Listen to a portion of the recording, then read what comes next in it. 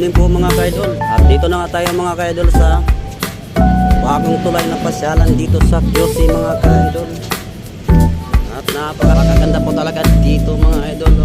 Makikita niyo po dito mga idol ang nagkagandahang liwanag dito sa tulay na ito. Tingnan niyo po dito. Mayroon pang kulay blue at pang kulay red, kulay dilaw. At nagbubukas na mga idol ang mga ilaw dito sa tulay na ito. Habang paggabi na nga mga ka-idol ay nagliliwanag na ang mga ilaw dito. Napakaganda po talaga dito mga idol. At dito nga mga idol ay mayroon ding nagbabay dito mga idol. So doon tayo galing kanila mga idol. Paikot-ikot lang ito mga idol ang tulay na ito. So puntahan natin dito sa dulo mga idol. Ang itong dulo nito mga idol ay papunta doon sa wildlife. So ang pasok pala doon mga idol sa wildlife simula alas 7 ng umaga hanggang alas 6 ng gabi. Hapon pala mga ka-idol. At dito nga mga ka-idol ay mayroong ding pipicturan dito. At dito nga mga ka-idol ay ganda talaga ditong view.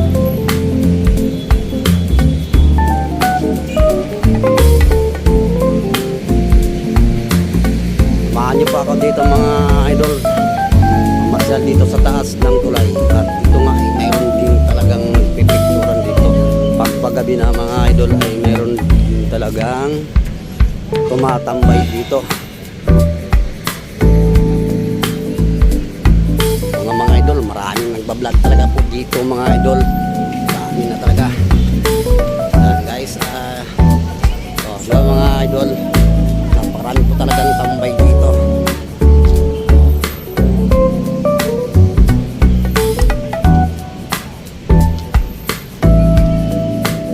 Ayan naman mga idol ang traffic. Makikita nyo po dyan mga idol ang traffic sa baba ang traffic mga ka-idol.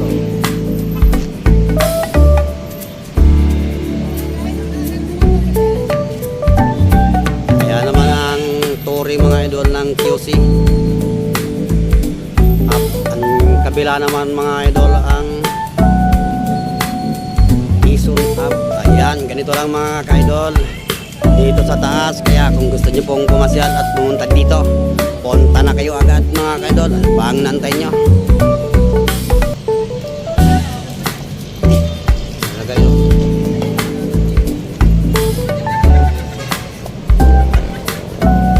Ayun naman yung mga kabila mga idol, ang wildlife.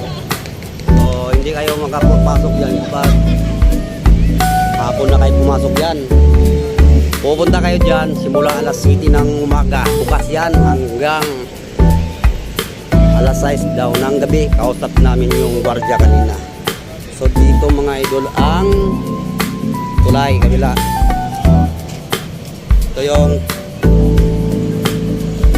tulay mga idol. Ito yun. Simula sa circle hanggang dito. Patawid sa kabila.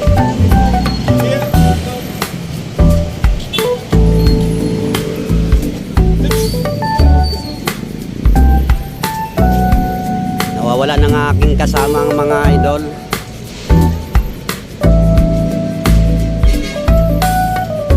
Nawawala na. Puntahan natin ulit yung ating mga kasama. Aking kasama pala doon, nandun. At dito nga tayo mga idol. Dito tayo dumaan sa kabila. At dito nga mga idol, ano nyo ba dyan mga idol, ang mga nagkagulong nagka-vlog din, nagpipicturan din talaga sila ng mga idol.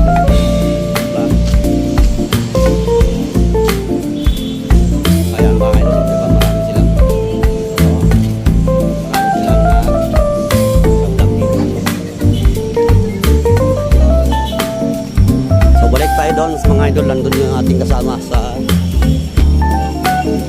kabilang side.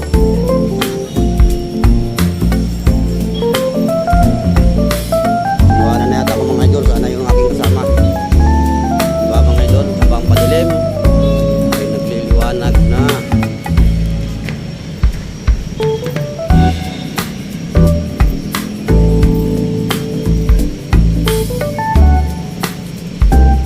nating kasama nag-aantay sa akin. So dito mga idol sa gitna, sa taas ng tulay ay mayroon ding puno ng kahoy.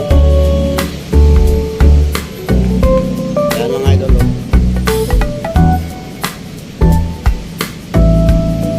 Napakaganda po talaga mga idol.